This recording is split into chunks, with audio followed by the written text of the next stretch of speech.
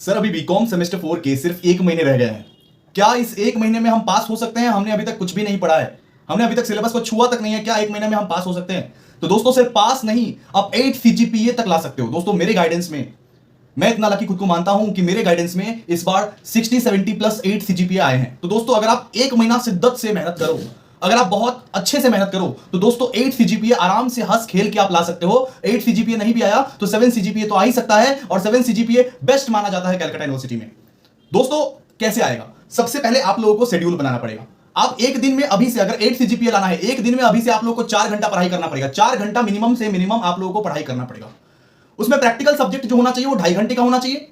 यानी टैक्स और अकाउंट आप 2.5 घंटा पढ़ रहे हो, 1 घंटा 15 मिनट अकाउंट्स, 1 घंटा 15 मिनट टैक्स। रोज आप लोगों को टैक्स और अकाउंट्स प्रैक्टिस करना है। सर टैक्स और अकाउंट्स में क्या प्रैक्टिस करें? अगर आप प्रो बैच लिए हो तो जो सम्स मैं करवाया हूं या जो सम्स होमवर्क दिया हूं, सिर्फ आप वही करो, सिर्फ वही करो। अगर हो गया है तो उसी को रगड़ो, 4 बार 5 बार 6 बार उसी को प्रैक्टिस करो, और कुछ सफिशिएंट और कुछ नीड नहीं है।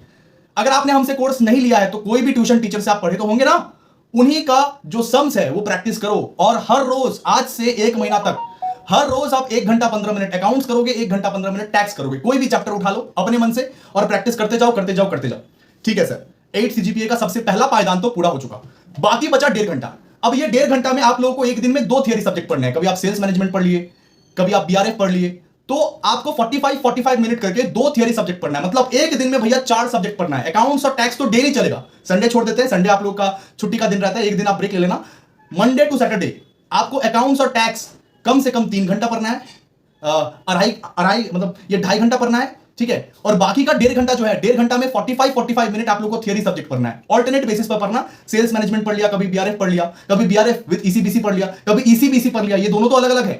तो दोस्तों इस तरीके से आप अभी से अगर रोज लगातार प्रैक्टिस करते जाओगे, आप अगर 2.5 घंटा टैक्स और अकाउंट्स और 1.5 घंटा थियरी पढ़ोगे, तो गारंटी है, डंके की चोट पे बोलता हूं दोस्तों, अगर ये फॉलो कर लिया तो 8 सीजीपीए के पार तुम्हारा निश्चित है, 7 सीजीपीए के पार तुम्हारा निश्चित है। अगर 8 सीजीपीए नहीं भी आ पाया तो 7 सीजीपीए तो बिल्कुल हंस खेल के आएगा।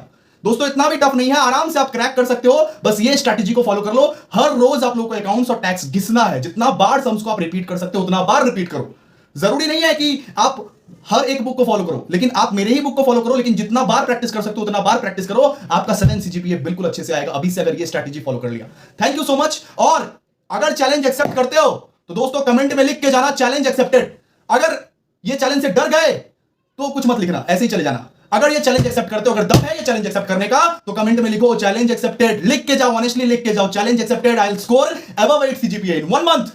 हमको चैलेंज करके जाओ, तुम लाइक करके जाओ और लिख के जाओ कमेंट में challenge accepted sir. Thank you so much.